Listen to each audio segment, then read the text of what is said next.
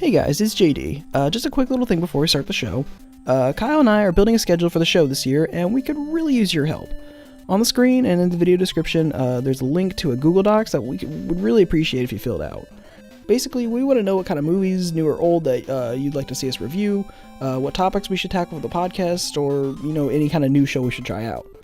It really shouldn't take any more than a minute to fill out, but it would really help us out a lot.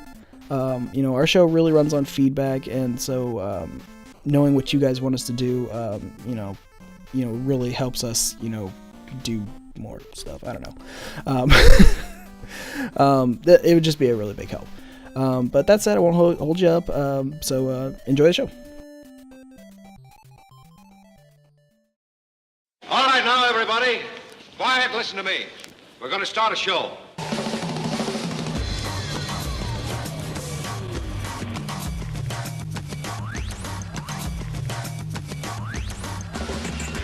You're listening to the Ink and Paint Club podcast, your weekly animation discussion show. You can find episodes every week on the show's YouTube page, and if you like the show, subscribe and share it with your friends, because that would be pretty rad. Hey everybody, welcome to the Ink and Paint Club.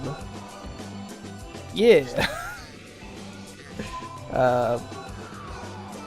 Great intro. Sorry, I'm still waking up. My name is JD. That's Kyle over there. It's me. Kyle, you gonna say anything? Jeez, you jumped the gun on that one. I know, right? This week we're gonna be talking about Pokemon Generations. We meant to talk about this before, but we kind of got other shows to do first, and this wrapped up over Christmas. Oh God, what am I trying to say here? So if you haven't watched this before, basically, this past year has been Pokemon's 20th anniversary, which I don't know about you, Kyle, it makes me feel super old. Not really. No? I mean, I was a kid when I grew up with it. Now I'm like in my 20s, so I know. it's just, I'm about as old as it. It's just weird that like the popularity never like diminished. Like it's still as big as it was when we were kids. Well, I love that because if you watch old cartoons, like say South Park or Billy and Mandy, they're like, "Look at Pokemon, ain't Pokemon stupid?" And then it's like, "Yep, Pokemon's still going on. Sure, stupid, isn't it?" Yeah, but yeah. I guess in celebration of 20 years of Pokemon, the Pokemon Company's YouTube page has been putting out these like 3 to 5 minute shorts that like take place in the game instead of taking place in the anime, take place in the game universe, and kind of like highlight some of the more notable like events throughout the game's histories, like in the plots and stuff. Plot points. Yeah. And some of them were really cool because they like give you like some background insight to like what was going on, or some of them were like a little more literal, and it was like literally just basically animated a scene from the game. Some were some of them were as good, fuck. some of them, yeah. So we're basically just gonna go through the 18 episodes that were put out, and just to give our general thoughts about that, and like how Pokemon has evolved over the last 20 years. And Evolved. That's oh God, good that wasn't even wordplay. intentional. I didn't even mean that. Holy shit. So I guess we'll just start at the beginning with the first episode titled The Adventure. And honestly, it's weird, but I think this might be one of my favorite episodes just because I like the simplicity of it. I liked it because it felt more dire. The battles felt more dire. Like there was more at stake than the normal anime. This one you're seeing the destruction and all this kind of shit caused by them, and it's like, oh fuck, so it feels a little more serious. Yeah. It's I think it's a theme that like carries a lot. It was in like the Pokemon Origins special that they did, like I think it was last year or the year before. And especially in this, it feels like Pokemon battles are more, they're not as like childlike as they are in the anime. And I'm not saying that like the anime hasn't stepped up its battling in the years since, but I don't know. If these shorts make it feel like how Pokemon would operate in like a real world setting, or as real as the Pokemon world can get. And we'll get more into that with other episodes, but I like this first episode because like the first 30 seconds of this are literally just the intro to Pokemon Red. Like it's literally just the Game Boy starting up, you start your save file, you talk to Professor Oak, you get thrown into a Pokemon battle. And I like that transition between like you go into a Pokemon battle and it transitions from the game to the animation. And I thought that was a really cool aesthetic choice. What's weird though is it shows he starts out with the Bulbasaur and then you never see it again. Yeah. You never see that. I mean, this is like the only episode you see Red, but yeah, you never see the Bulbasaur throughout the entire rest of the short. He was in the third episode. At the very, very end. At the very end. I don't think you see any of his Pokemon. But I do like it because the stylistic change is different too. It's very... I want to say it's off-model, but it's not quite off-model. I like that Pikachu was voiced by someone different. That felt really cool. I think what I kind of like about like the Origins thing, which we should review at some point, and these shorts is that the Pokemon are treated like animals. So they, instead of like talking to like saying their name or whatever, they're literally making squeaks and grunts and growling at stuff. So they're like actual animals. So I think that was their way. I think that was their way of like showing that like these are more of like a realistic kind of Pokemon rather than like the anime's version of the Pokemon. I mean, nothing's stopping us from reviewing Generations as well, or Origins. Or yeah, we'll get to that eventually. We've got a slew of shows we got to do first, so we'll get to it eventually. But so for the rest of this short, it kind of like takes you through some scenes from like every game. So the different regions at least. Right. So you start out in the Viridian Forest in Gen 1. Then it jumps into Gen 2 as like they're running through Ecruteak City. Then it jumps to Gen 3 and you're at the Weather Institute. Gen 4 is at the Snow Point Temple. Universe in the Desert Resort. And then Gen 6 you go to Terminus Cave where they find Zygarde. Which is weird because like when they get to the Zygarde part, he's in like the big Gundam mech form that he has, but that wasn't in X and Y. Yeah. So that's weird. I think that was just the nod to Sun and Moon because they didn't do anything with Sun and Moon, which I felt kind of sad. They should have done at least one short for it, or at least rounded it up to 20. Yeah, I felt like the last episode or two should have been about Sun and Moon, but I guess they didn't want to do plot point episodes about Sun and Moon because one, when they were making this, Sun and Moon's plot probably wasn't finalized, and two, they probably didn't want to spoil anything for anyone who hasn't finished yet, like me. Yeah, but I haven't finished Sun, so. I mean, it's been out since October. They could have. Right, but I'm sure they were working on these shorts for a while, so.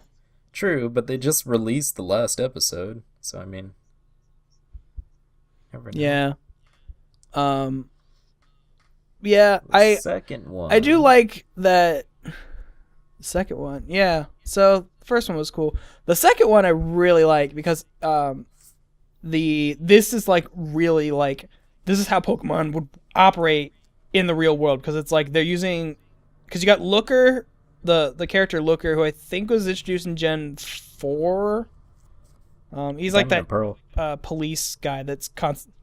Yeah. So the police guy, and he's basically setting up a police raid on the Viridian Gym to capture Giovanni, and I like that they're using like Machamp Magnemites. and Growlithe to like, yeah, they're using Magnemites to hack doors, and they're using like Machamps and Growlithe to bust through walls instead of like using a SWAT team.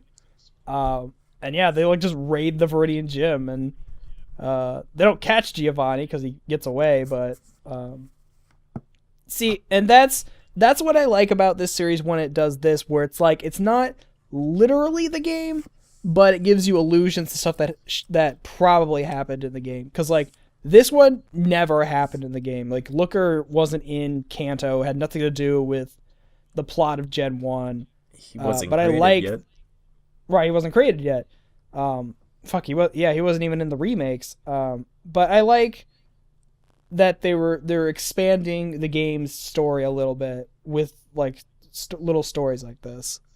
Speaking of that though, it's kind of weird that they don't reuse characters, because it seems like from Gen 4 and on, they keep reusing characters like Cynthia, Looker, all these types of characters, but since everyone else, they haven't had their like shot. Like Oak is probably the only person that they keep using.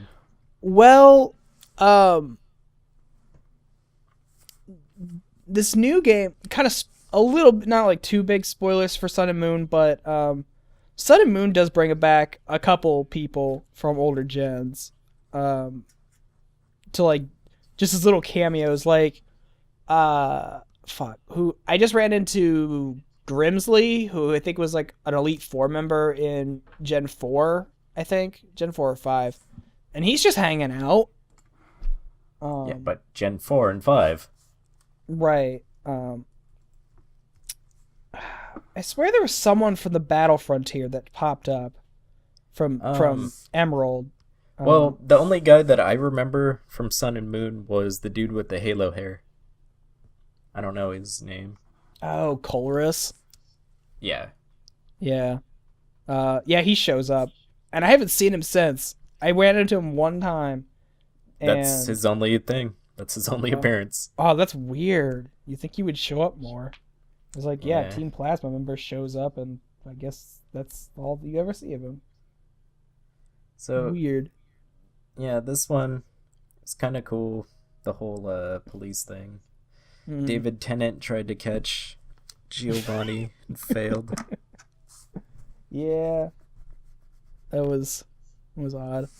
But no, I think it was a cool little insight to expand the story a little bit. The next one shows, I'm just gonna call him Elite Gary. Four? Yeah, Blue. Blue, Gary, whatever the fuck you want to call him. Challenging the Elite Four at the end of Red and Blue, and I like it because it was like showing you everything that happened before you got to the Elite Four.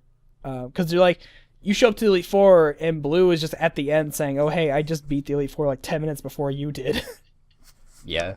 So it shows you like what he did to go through it. My only problem with this one is that like it seemed and it's a problem I have with a lot of these episodes is it's very brief. Like you don't even see the battles between him and the Elite Four very much. Like I think the most you see is the one against Agatha.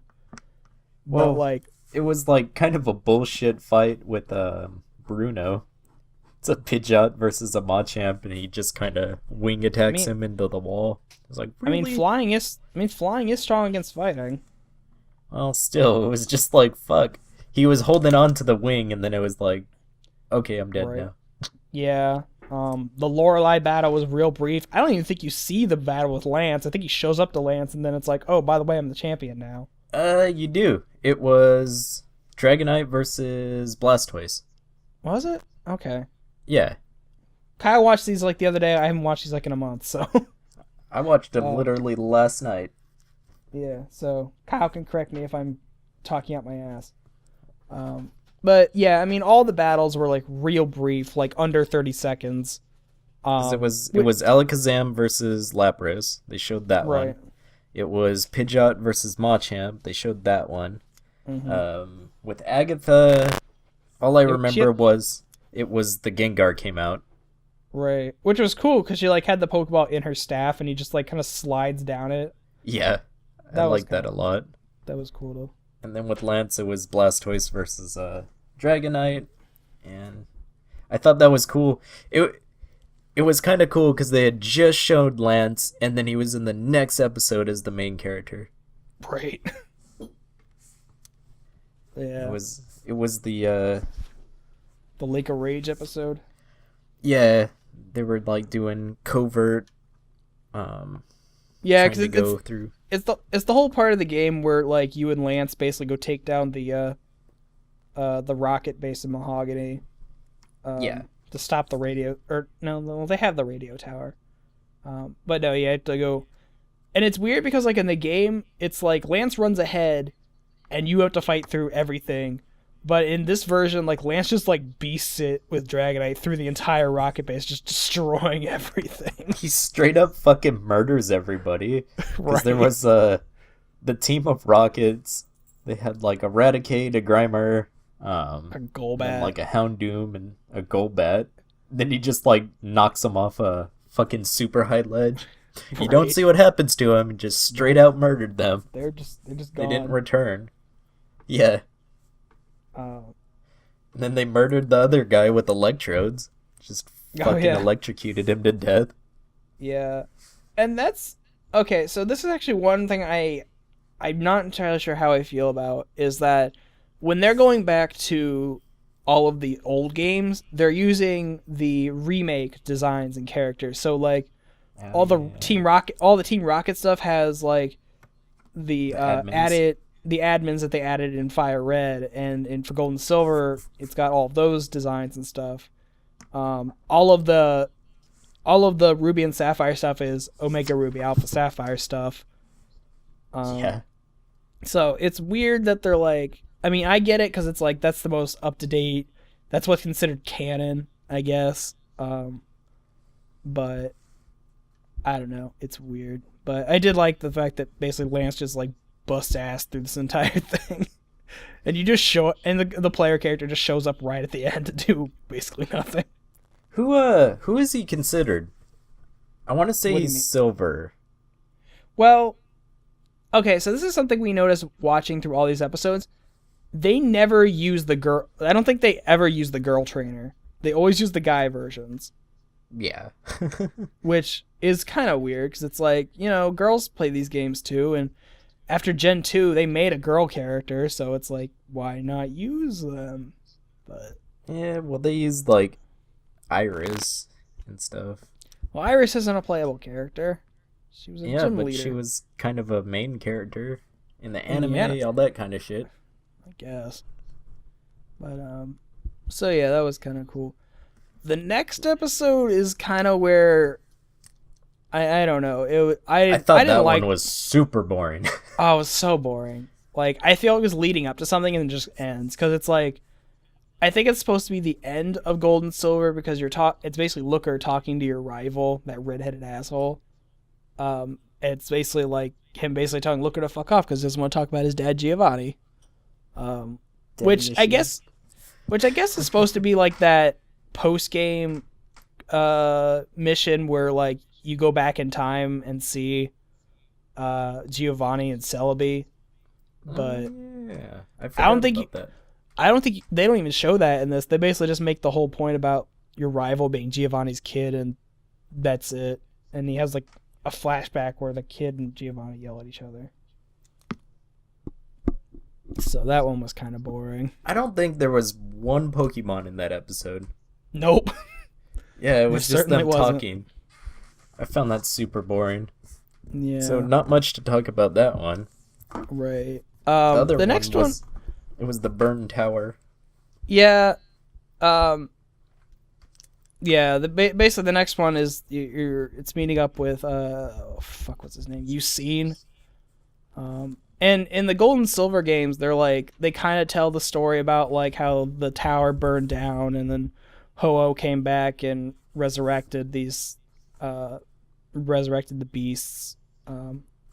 But they kind of expand the story a little bit, saying how like the people were like scared of the beasts, and that's why they kind of freaked out and ran away. Just like how angry Suicune looked. This is Suicune just always looks so angry. Always pissed off. Yeah, this one was kind of cool because it's like, again, I like when they're taking something that was like in the game and they're expanding on it, or like something that wasn't in, and they, just they're expanding more on the game. But I like that they kind of retold this story, like give it some more context, because the game kind of tells you a little bit about it, but not too much. But this kind of like puts it in context for a little better, I guess. I'm not a big fan of the legendary beasts. They're not really dogs, so I ain't gonna call them dogs like everybody calls them. But I'm not a big fan of the beasts, so like, I didn't really care for the episode too much. It was cool to see Ho-Oh and the feather and shit like that, but yeah, it was cool. I wish they would have shown Ho-Oh and Lugia, because like there's not an episode that like is about Lugia at all in this. No, but he cameos in the first episode. Yeah, you see him for like a split second. Yeah. I don't know. Have you seen the poster for the new Pokemon movie that's coming out later this year? No. What is it?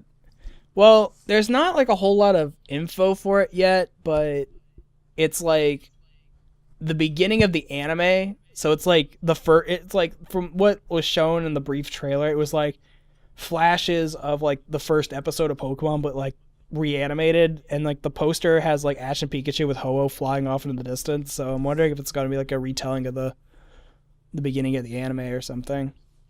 That'd be kind of cool. Fucking Yeah. put Gengar and Nidorino and I'm sold. Yeah, I feel like Ho-Oh kind of got the short end of the stick when it came to like getting its story told, because like Lugia got a movie, but Ho-Oh was never in a movie as far as I'm aware. I think it's actually one of the few legendaries that was never in a movie. Raikou was never in a movie, but they kind of fixed that later. He got a TV special, so that makes it better. There we go. So the next one was Magma. Oh yeah, so this is where psychotic admin. Yeah, this is where we get into the Ruby and Sapphire ones, and yeah, this one was weird. Because it's basically the part of the game where the Team Magma is leaving on their fucking submarine to go basically reawaken Groudon, and you're stopped by the one Courtney the admin, and she's like fucking psychotic. I want to say, like, is it the same voice as Jenny XJ9? Because it sounded exactly like her. I don't know. I'll be honest. A lot of the voice cast for this is kind of like either it's off-putting or it's just generic. Like there's no like amazing voice work for the English dub of this. But it could be for all I know. But this one was kind of like a bit of a cock tease, because it's like there's no. Well, is there? Does like Courtney actually fight them? She sends out her Camerupt, or yeah, that's how it's pronounced. She Oh, sends it yeah. out, and then it roars, and that's about it. Yeah, like you never actually see the battle with her. It says Sandy Fox was her voice actor. I don't know who that is. She's in Wreck-It Ralph. But yeah, it was weird. Yeah, I because liked it's it. and I need to like double check on this, but I'm pretty sure like her whole speech when she's being fucking weird is almost like word for word with what it was in the game. That's kind of cool. And I feel like a lot of those were like, and it's cool that they want to do that, but it also makes it feel kind of stilted when they talk, is because it's like the game dialogue doesn't really translate to spoken dialogue a lot of the time. It comes off really weird, especially in English, because that's what I've kind of noticed. That like when you're watching anime in Japanese, for an English speaker, at least for me, when they say weird shit, it doesn't sound as weird because it's in a language that I don't understand. But when you translate that almost word for word into English, it just sounds really odd because like English people don't talk like that. That's true. It says she was in My Life as a Teenage Robot, but she played Melody. Oh, okay. It was like, Weird. that voice sounds familiar as fuck. I thought it was her, but whatever. That's weird. Yeah. So yeah, this is another episode where it's like it's a lot of build up to nothing. And Yeah. because like these Well- episodes don't carry over into each other, like you're not going to get any of the payoff for any of these things. Yeah. Well, this one, it was just like, oh, a vision. It was just a vision. Right. So that was weird. The other one was really fucked up. The Aqua Oh. one. Yeah, basically it's the other side of that where Team Aqua gets down to the cavern to awaken Kyogre, and Kyogre just fucking destroys everything. Well, Like they don't it show the basically part where eats you them. I know, it basically eats Archie, and they don't show like the player character coming to stop this or like it being stopped. It like ends with like Kyogre about to destroy the world. Yeah. That's fucked But- up, man. What I thought was weird, and I don't want to be offensive or anything, but No. who was it? Shelly. Shelly looked like a dude in this. She looked Well. like a tranny, and I did not care for her look at all. Did you Jesus. think so or what? I didn't really think anything of it. She had a really sharp chin and like really, really like out there abs. It kind of looked like a man body and a man face.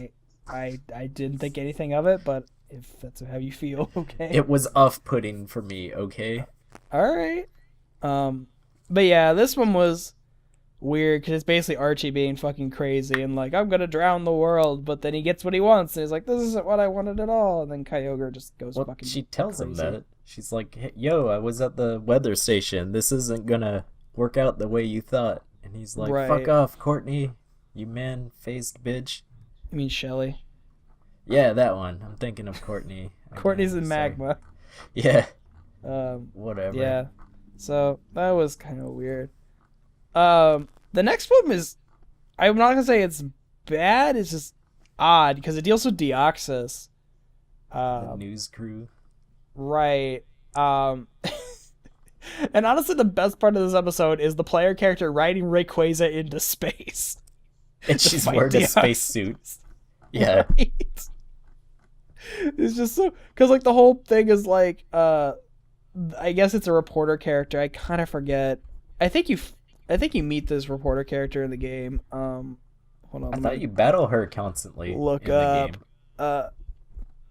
game. Gabby and Ty. Yeah, because they're like there's this cameraman and reporter lady team that you kind of battle throughout the games, and they're basically infiltrating. I think it's the Weather Institute to get info about like a meteor that fell. And she finds fucking footage that basically confirms that there's alien Pokemon and that like it shows video of the player. It's like the end mission to Ruby and the Alpha Sapphire, Omega Ruby, where you basically go up into space to fight Deoxys.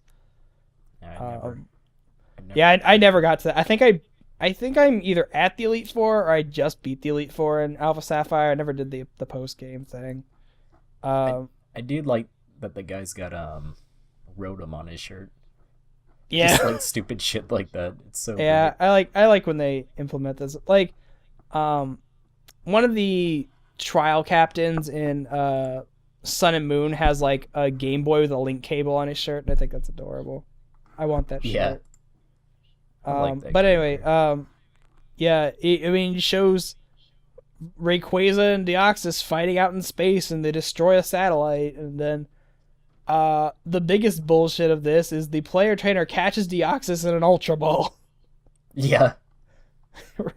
And on the first try, even. They're Like, like, damn. oh, they caught it, so it must be a Pokemon from outer space. I guess. Yeah.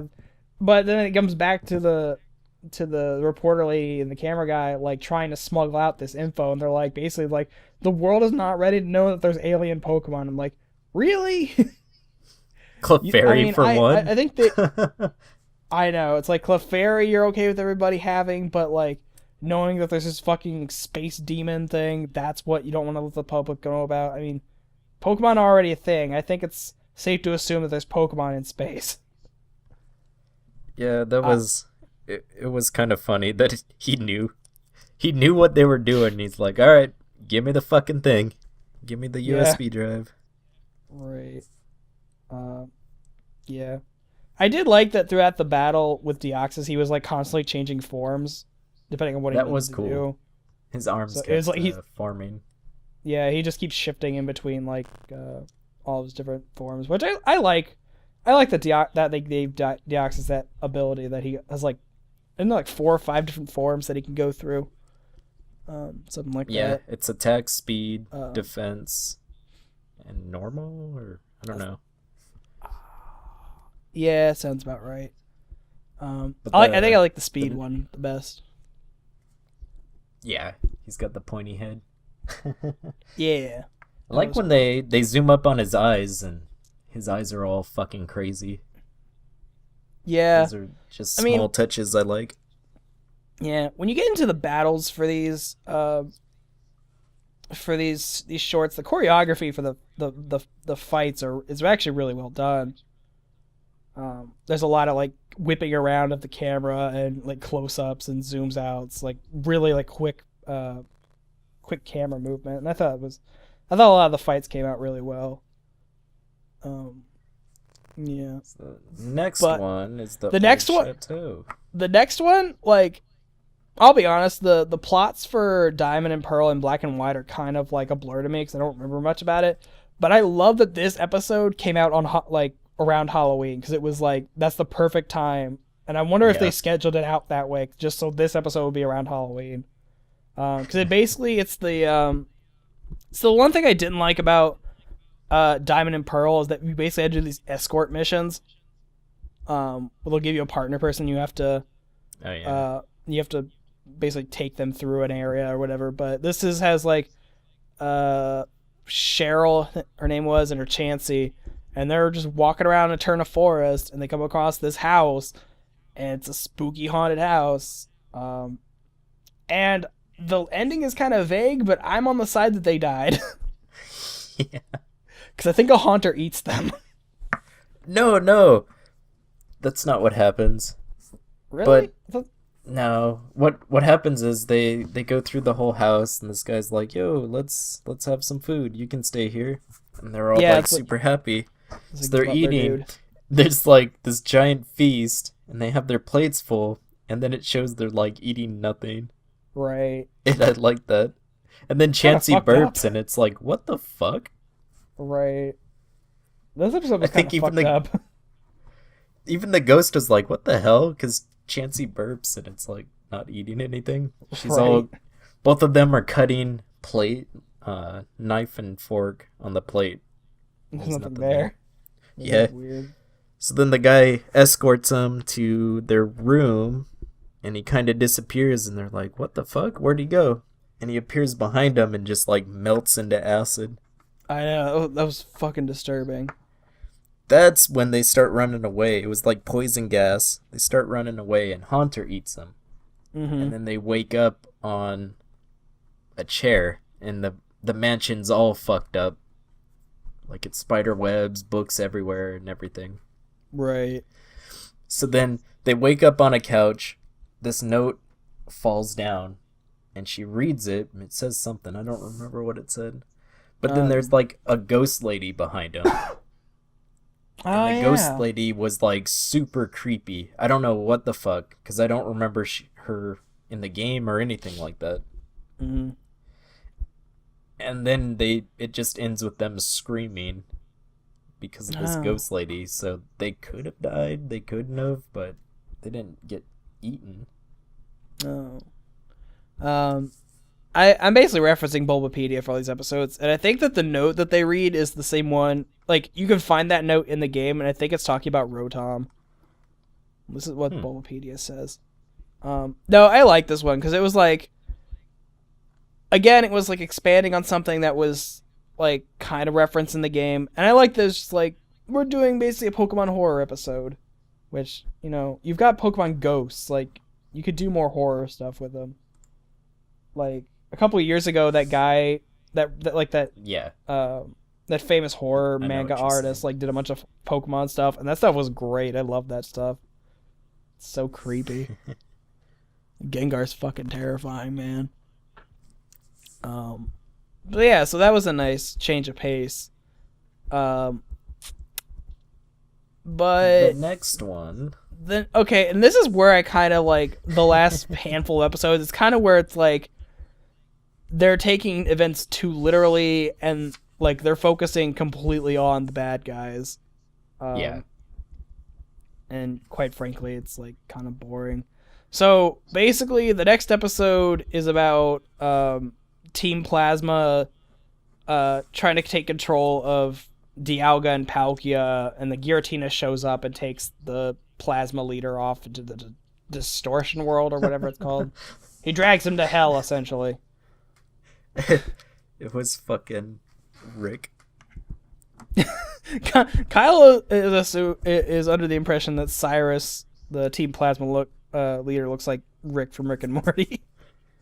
It Which looked I just guess. like him.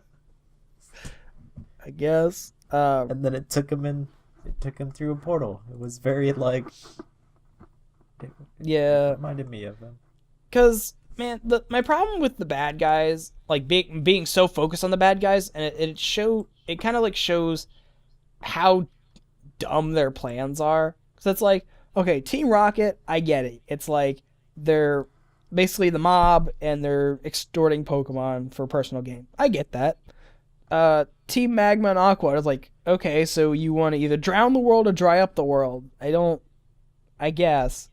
Team Plasma is fucked up because they basically really want to like reset the world. Like, they just want a do-over. And they're gonna fucking bend the rules of space-time to reset the world.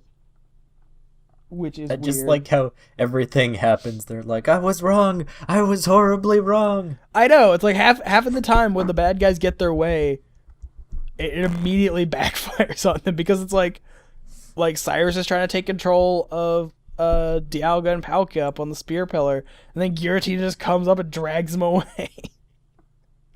But I guess he wants it because like he seems pretty at peace when he gets to the distortion world.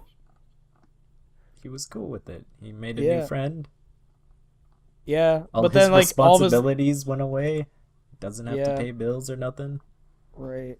But yeah, then it's like all his grunts are like, "Oh, he'll come back." Like, we gotta find a way to find him. It's like, guys, he's pretty at peace with this.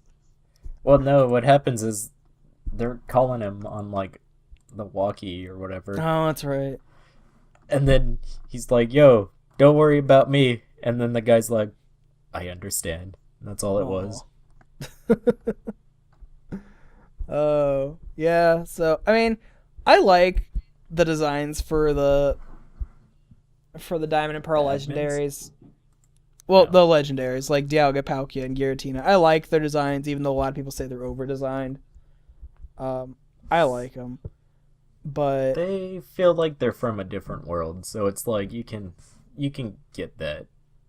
You know what I mean? yeah. Also, I've been saying Team Plasma. I mean Team Galactic. Team Plasma's Gen Yeah. 5. So, yeah, I kind of like this. The Episode. next episode I felt was boring too, even though there Oh, was God. a lot of action. It was a lot of action, but for no real reason. It's basically Team Galactic's waking up Heatran, which if there's a Heatran mission in Diamond and Pearl, I never did it. I never ran into Heatran. I think did. Heatran's a really random legendary. I think what is it? Fuck. I think they even do a mission in Ranger with Heatran, and it's like the same exact mission. Weird. Well, I never did. I never played Ranger. Sharon, But- the old man. Sharon. Yeah, and this episode brings in another one of those escort mission guys, Buck. which I kind of forgot. Like when they showed him in the episode, I'm like, who the fuck is this person? Then I kind of remembered later on. But yeah, this literally episode is about like, oh hey, He-Tran is a legendary. Let's fight him, and that's literally the end of it. So it says on Bulbapedia that his English voice actor is unknown, but I swear when he was going through his voice got real high or something. When his voice would do something, it sounded exactly like Tom Kenny. I'm pretty sure it's not him, but it really sounded like him. I don't think Tom Kenny does anime, so... you never know. I don't know. You never know. Throw money at the guy, he'll do anything. Tom Kenny needs a paycheck. Yeah. He's in every cartoon anyways, so... It's true. So, the next episode starts moving into... Gen 5 stuff, and I'm gonna say I like this episode only in the sense that like in the game it was a part in the game which I felt like they finally did something right with the plot, in the sense that like they made the gym leaders more involved with the plot, because in every other game you go fight the gym leader and you never see them again unless you go visit them again. But I liked in Black and White where they made the gym leaders like reoccurring, like you would see them periodically through the plot. And this episode, the uprising or whatever, is towards the end of the game where the castle is being pulled out of the ground, which is weird because like in the game the character N is the one who pulls the castle out of the ground, but in this one it's all the sages doing it. But I love that as they're pulling the castle out, like all the Black and White gym leaders show up with a Pokemon, and it's just this fucking all-out war with Team Plasma. And yeah, I don't know, it's really cool because like all the different stuff that the gym leaders are able to do with their Pokemon. I don't know. This episode made me realize I didn't quite care for the 5th generation story with Plasma. Oh, I mean, don't get me wrong. I don't really care for the plot either, just because like I was telling you before the thing, I think it was weird basically making PETA the bad guys, because it's like on the one hand Team Plasma is trying to do something, I say good, at least at first, because they're like, oh hey, Pokemon should be forced to battle because you know that hurts them, and you know we're basically exploiting Pokemon, and it's like, you know, they kind of have a point. So it's like I don't necessarily disagree with you guys, but like the whole plot of it gets really muddled towards the end. I don't like the whole literally my favorite part about Black and White is, again, it's like I liked yeah, I think their costume was a little weird. Like they made them knights, but they're like animal right activists. Well, no, I mean in the whole story, it's just they keep talking about kings and stuff, and then there's those sages. I really didn't like them. When you go from Galactic, Aqua, where they have like their look, all this kind of stuff, like, oh, we got pirates, so we got kind of badass scientists and stuff like that. And then you get here, and it's just like kind of random old people. There's not much to their design at all. I don't really care for them. Yeah, Team Plasma was probably the weakest team in terms of like design and character. But I mean, I'll watch this episode only because I like the big gym leader fight, because I think that's cool. The guy Bryce wasn't even fighting with Pokemon. He was just he's just pulling it up. Well, that's kind of what he do. Yeah, he's a kung fu movie star. He's a fucking ninja man. Yeah. Oh, Kyle, you said you had a problem with Drayden. Yeah, I don't like Drayden's design at all. Drayden is so weird. Like ever since Black and White came out, I look at his face like, where is his mouth? And he talks, and his beard just moves up and down. He doesn't have a mouth. Yeah, because he's the badass dragon leader like Lance and stuff. You're supposed to take him really seriously. He's not like the silly character, and then he's got a fucking silly design. I've never seen that in anime before, and it just kind of bothers me.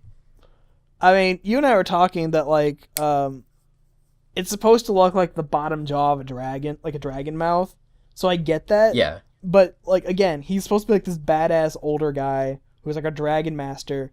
But the fact that he doesn't have a mouth in that beard anywhere, and it just moves up and down, is just so off-putting. Yeah. So weird. Does he use a Drudagon, or is it someone else? I think 'Cause that's what he's supposed to look like. I think Drudagon. I think Iris had It's the Iris's? Drudagon. I think it's the Okay. Iris's Drudagon. God. Yeah, like I'm looking at Drayden's game art right now. Like everything, I love everything else about it because he's like this like dignified kind of badass looking older guy with like suspenders and like he's dressed up and stuff. But like this is that beard, man. Yeah. Oh god. It was What is- off-putting when I saw his artwork in the video game. It's like, man, really? And then I still feel that same way after so many years. Right. I mean, again, I haven't seen this in a while. I think Drayden used an Haxorus, didn't he? Yes. Okay. Iris had the Drudagon. Drayden has the Haxorus. You know, he's reminded me of the genie too. His colors and design remind me of the green genie. Which one is that one? Yeah. The green one is Tornadus. Cause the blue one's Thunderous and the orange one's Landorus. Yeah, it's got that mustache. That pointy Yeah. mustache. You know, now that you say that, I kind of, yeah. The genies are nowhere in this series, by the way. Which I don't have like. No. Landorus is in it, the first episode. Oh, that's right. He shows up for a hot second. Yeah. Shows you how long it's been since I've watched these. No. But then the next episode, I really feel like, why did this need to be a thing? Because it's literally Colress, one of the admins for Team Plasma. He's basically using Kirem to power up a freeze gun. Well, I liked it because it shows like the on-scale terrorism that they're causing. They were Yeah. fucking using Lilliapards to blow up buildings and shit. People are Right. running away. People are frozen fucking solid. Yeah, and I mean, I guess it kind of like goes into the thing where I was saying earlier, like I like that they're showing like how Pokemon would be used in like a real world setting. It's like, yeah, if we had superpowered animals, we would be using Pokemon for terrorism. Of course we would. So I guess I like it in that regard, and I guess I do like it in the sense that it's showing that whole part of Black and White 2 where they freeze over half the world. See, I never played Black and White 2, so yeah. Black and White 2 was so But weird. It's like it was just so weird to have like a numbered sequel to a game. Yeah. With like All I know and was it had the splicers. That's all I knew. Where I the was like, Splicers okay, thing it was was so dumb, which we'll get to in a second. That's the only reason I knew it was for Black and White 2. Right. But yeah, literally this, as far as I remember, this entire episode is just about like, hey, Colress has Kirem and he's firing a freeze gun and freezing over a city. That's And then all. it's weird. It's weird because the next episode, the other guy is just Gestus or whatever. He's got Kyurem. Getsus. Yeah, he's So got. it's like who the fuck like turned him over? I guess Team Plasma just has Kirem. Yeah, so then like the next episode gets into like the whole DNA splicer thing where like Kirem can like merge with either Zekrom or Reshiram and it becomes this weird hybrid monstrosity. It like basically eats him. Basically, and it's just I always thought the concept of the DNA splicers was weird because it's like I get it because it's like there's the whole story in Black and White where like Zekrom and Reshiram used to be one dragon, and then like because of these two guys back in the day, their feud with each other split the dragon in half, and Kirem is like the shell of what the dragon used to be, so it's like some weird Kingdom Hearts bullshit. Well, speaking of Kingdom Hearts, that guy Gestus or whatever, they're like, it's the boy without a human heart, and I'm like, what the fuck? Yeah, I remember N is just such a weird character, and like it's so weird how much emphasis they put on him, and like how he was such a major point of the plot, and like he's just I don't know. The story of Black and White and Black and White 2 is just so weird. I like him as a character. He has a cool design, and like the Nendroid comes with Reshiram. I like him, but I don't really, like I said, I don't like the story. Yeah, it's it's weird because like I was with Black and White story, you know, with the whole like ethical treatment of Pokemon, but then they're like, oh hey, we're gonna resurrect these dragons to fuck over the world or whatever, and it's like okay. It's just, for me, it's weird because I really liked the Pokemon in Black and White. I liked Cofagrigus. I liked my little gummy bear, Rionculus. Yeah, a lot of people say that like Black and White is probably like one of the weakest, designed gens, and I'm not gonna really argue that because I don't know. I feel like honestly, I feel like each gen it's getting progressively harder to find a team of 6 Pokemon that I really like the designs of. I mean, I do it every gen, but like in Gen 1, Gen 2, and Gen 3. Well, maybe not so Gen 3, just because I feel like the typing for a lot of stuff there wasn't a whole lot of type variations. In Gen 4, it was hard for me to pick, 6 Pokemon that I wanted to use, because it's like, oh, there's so many good ones. But in Gen 5, I pretty much like looked at the entire set and like, all right, these 6, we're just going to use these. Well, for me, I used the pig and alligator, Henry and Wiggy. Oh, yeah. Got Cofagrigus, because I really liked the whole... Mm-hmm. Egyptian thing. Yeah, I thought that was cool. And then I used Rionculus, and I think it was like 2 others. I had Emboar. Who the fuck else did I use? I had Gothitelle, Tortuga or whatever, Drillbur. Yeah, and then 2 others I can't remember. I think I used Bravery. Maybe. Oh, Braviary. Yeah, I had Braviary too. There we go. I don't remember my 6th or whatever. But yeah, it's Black and White is such a weird game. And it, like, I'm kind of sad because I actually did want to play number 2 because it had like the poison leader. It had like the weird swimmer. Yeah, I did like that they switched up a couple of the gym leaders in the first one, and I liked that they made one of your rivals from the first game into a gym leader for the second game. So it kind of reminded me of like, Gold and Silver a little bit when they made Blue into a gym leader. Yeah. So that was kind of cool. But so moving on, unless Kyle, you have anything else to say about Black and White? Well, the whole thing with Drayden, I thought it was funny because. Or maybe you were past that part. That's fine. The fight with Drayden and the ice cannon Ray from Kyurem, I thought it was funny because he's a dragon type trainer, and he got fucked up by ice types. It was just like, well, of course. Of course it's gonna happen. Next one is with my boy. Yeah, so the last 3 episodes of this get into the plot of X and Y. And this one kind of deals with like the Team Flare's leader, Lysander or whatever. And I never got like they're talking about a lot of stuff with Lysander's backstory in this, where he's like the Steve Jobs. He's basically Steve Jobs. He's evil Steve Jobs. And he's friends with Diantha, who I think is the champion of Kalos. She's the Kalos champion, right? Yeah. And he's like friends with her. And like, and it highlights my whole. I love how psychotic he sounds in this one. Oh, he sounds so weird. Well, no, he's just like, yeah, I would kill everybody to keep Beauty, and then she's just like, what the fuck are you talking about? So that's the thing. I think, up until, Sun and Moon, which I kind of like the bad guys' motivations for Sun and Moon, but pretty much everything up to X and Y, I think the bad guys' motivations are getting dumber and dumber. Because it's like I said, Ruby and Sapphire wants to reshape the planet. Galactic wants to literally reset the planet. I kind of forget what Team Plasma wanted to do, and Team Flare just wants to keep the world beautiful by fucking it up. So like, it's like there's a lot of these concepts I'm sure make a lot of sense to like Japanese culture, but does not translate to our culture. And it's fucking weird. The localization team is lazy. Well, because it's like even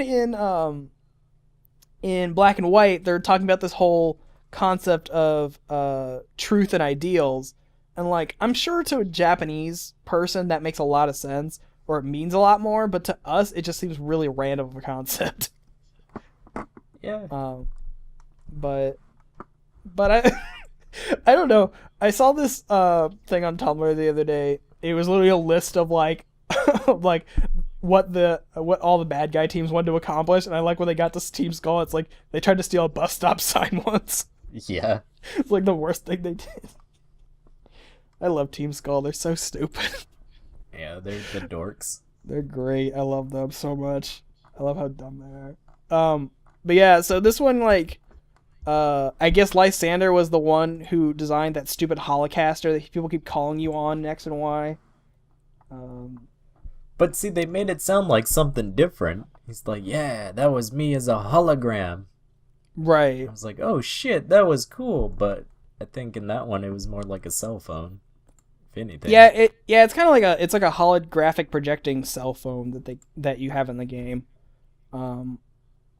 But it's just kind of weird because it's like it builds up to like Lysander is like he's this force for good in the world. He's like, oh hey, I made this revolutionary phone that everyone can use. I'm like trying to work on medical technology that he's trying to improve the world.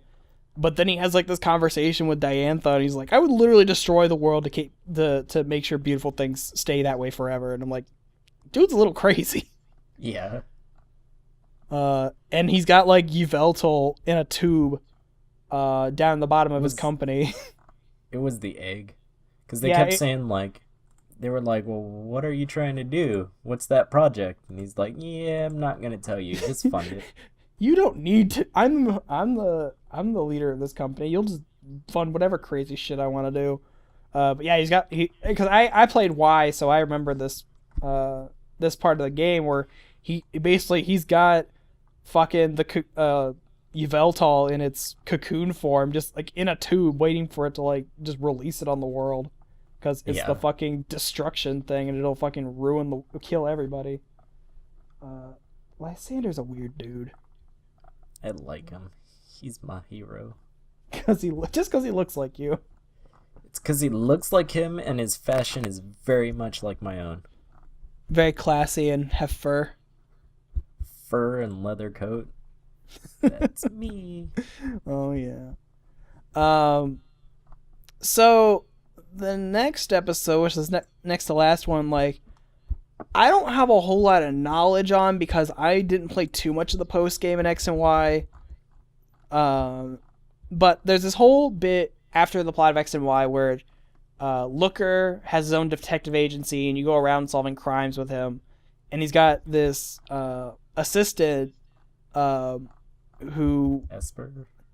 no, he's got that No. the assistant girl, Emma, and I guess she has like this like Tron suit that mind controls her to do weird shit. I thought that was that lady in Sun and Moon, isn't it? No, Emma's not in Sun and Moon. I thought she was the police captain in there. No? in Sun and Moon. Yeah, let me I have no look idea. that up. But yeah, so there's this whole mystery at the end of X and Y where there's this weird Tron person running around town doing weird shit, and Looker's trying to figure out who it is, and it turns out to be Emma. And this short kind of ends abruptly because it's like, oh hey, we figure out that Emma is the weird Tron person, and then it just kind of ends there, you know. They free her from the mind control suit, and that's the end of it. It's Annabelle that I'm thinking of. There She you go. was Battle Frontier. Okay.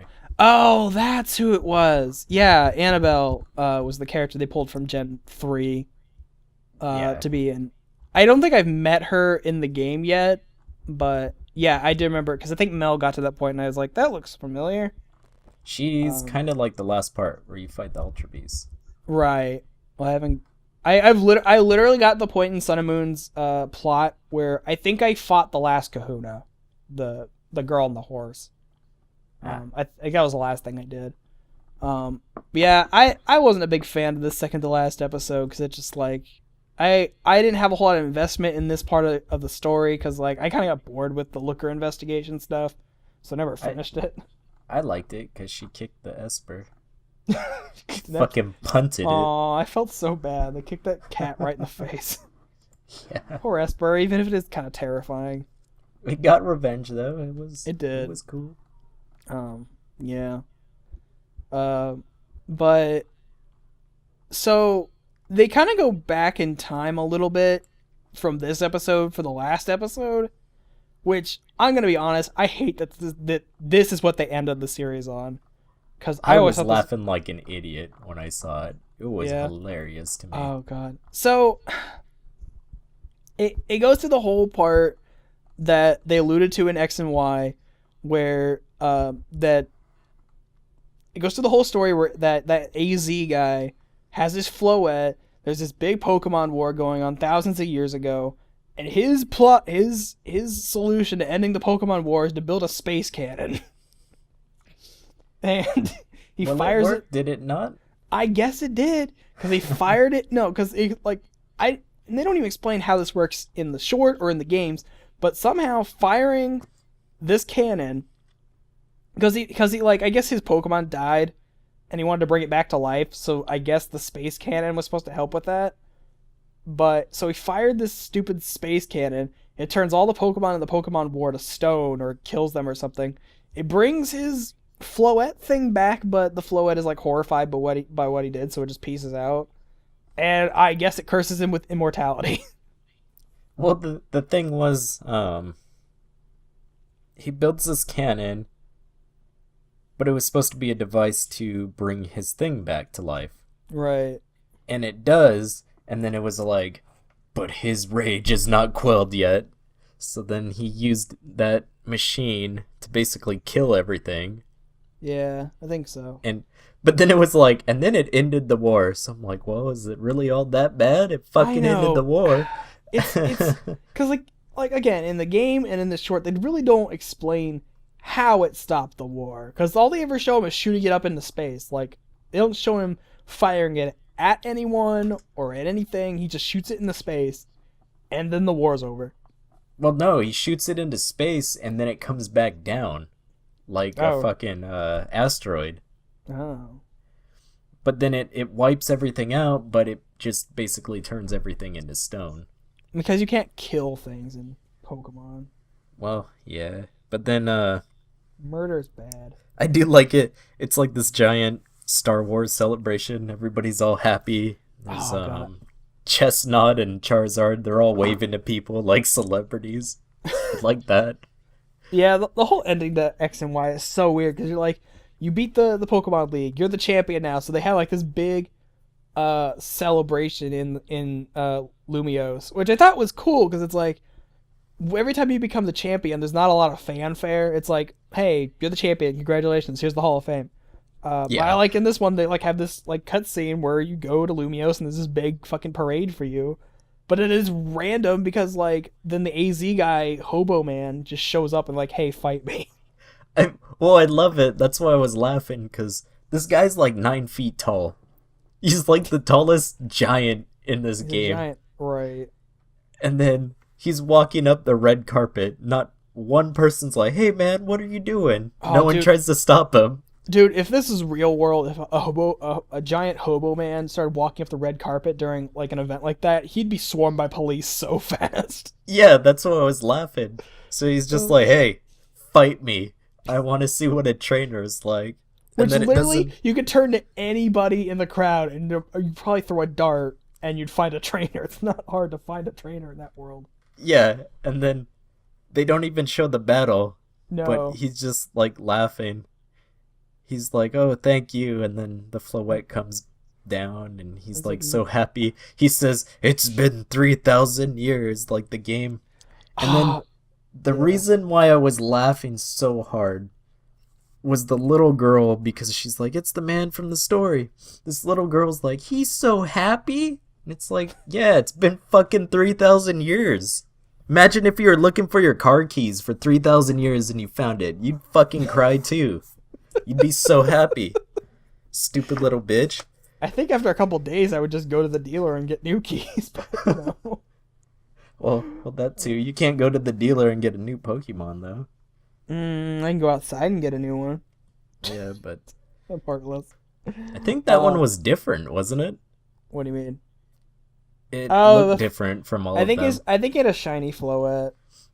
I think its face was different. It had like blue eyebrows. It's like Maybe. way big. Yeah, I have no idea. But yeah, again, I thought this was the weird, like, it like logically makes sense that if you're going through all the major events of all the games, this is the last one. This is like the last major event in X and Y, before you get to Sun and Moon that you'd have to do.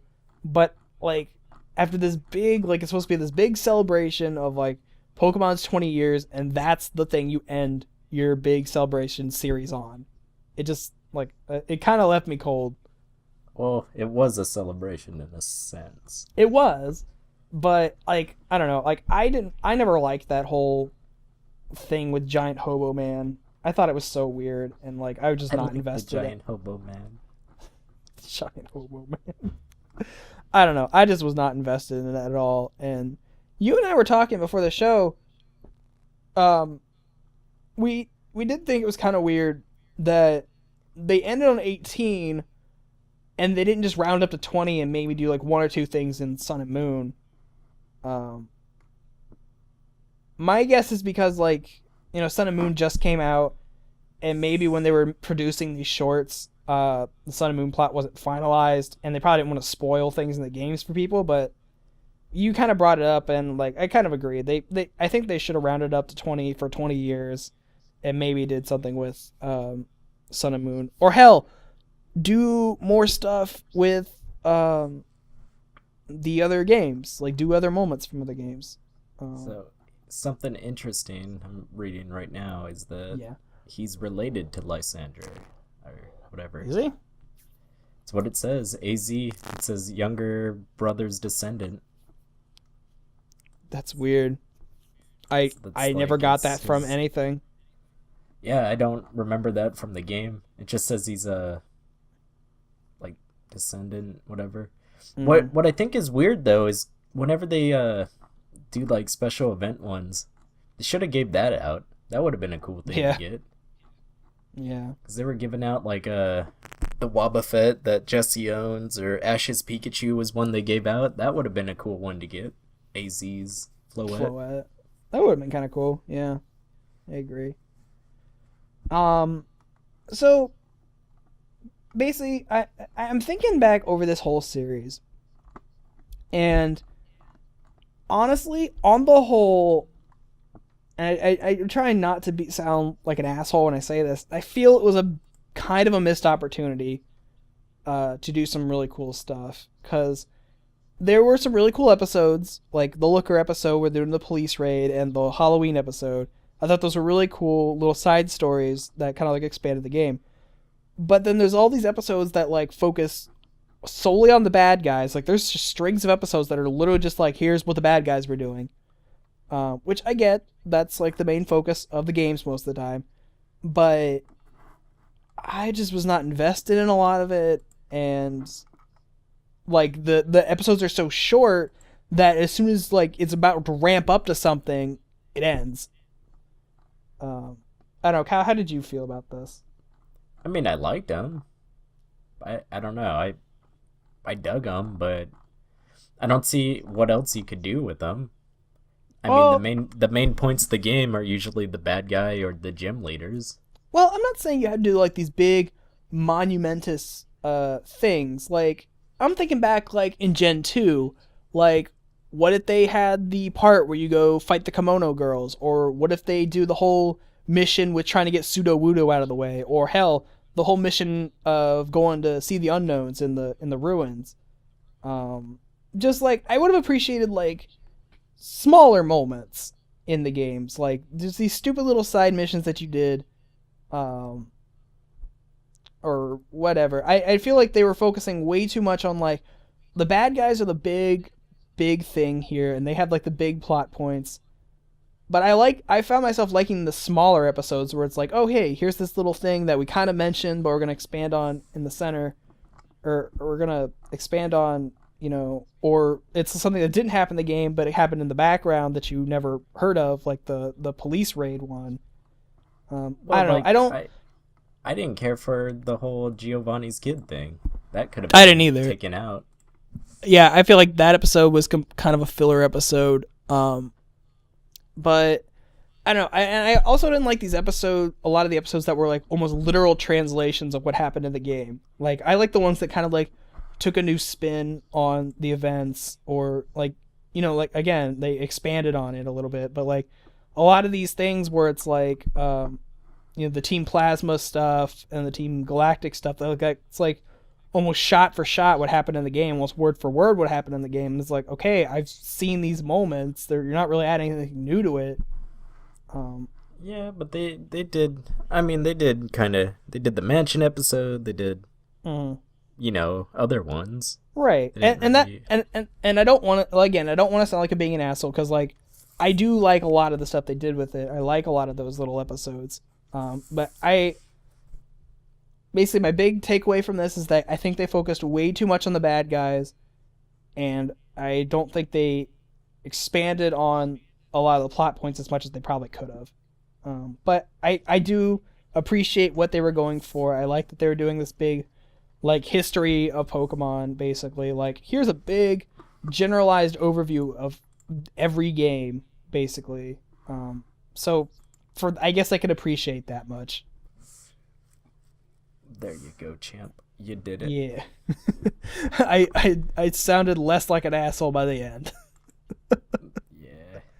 No, I like it, because remember when they were doing the whole, was it Chronicles or something, where they're like, hey, we're going to focus on Gold and Silver, and then Gold and Silver was like the main focus instead of Ash.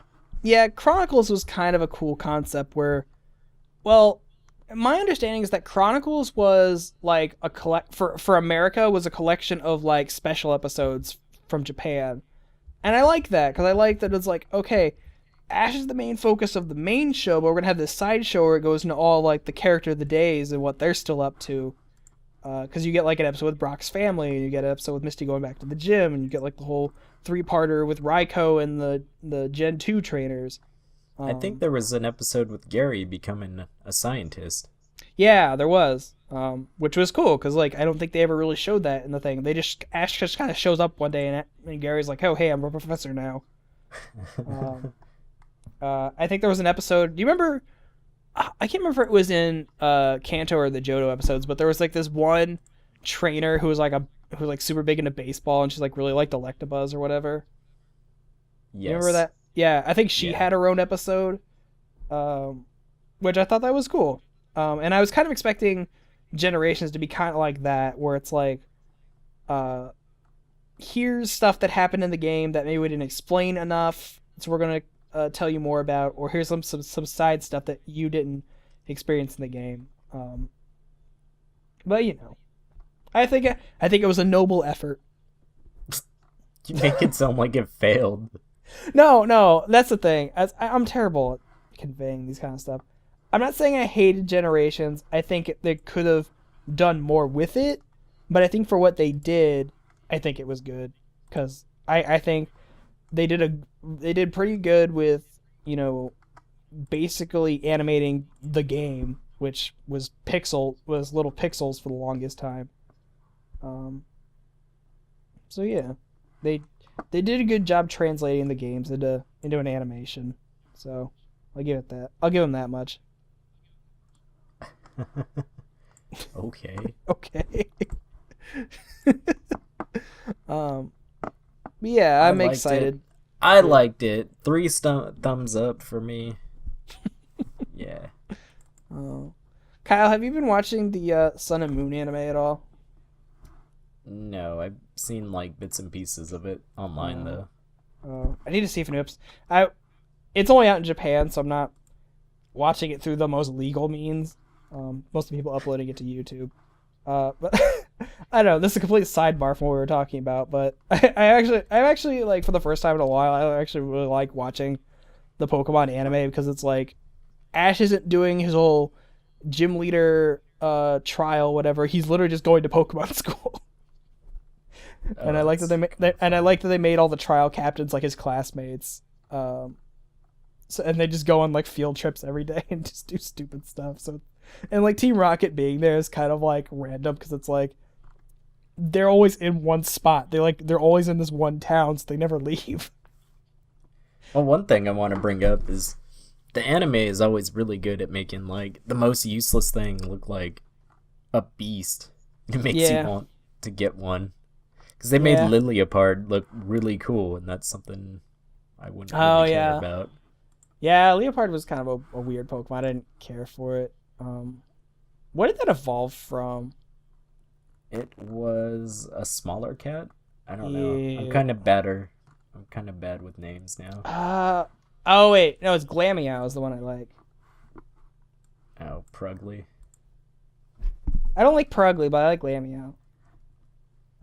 But yeah, so I guess all in all, Generations pretty good.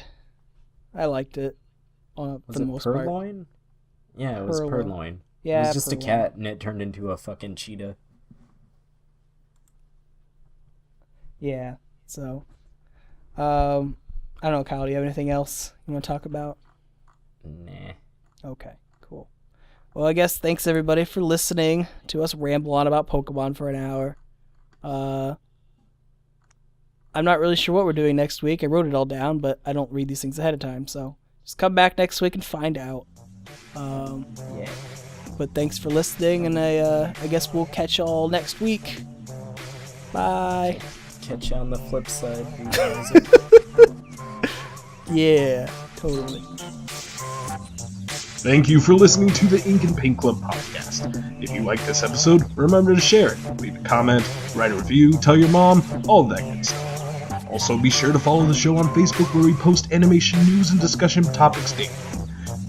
Thanks again, and we will see you in the next episode.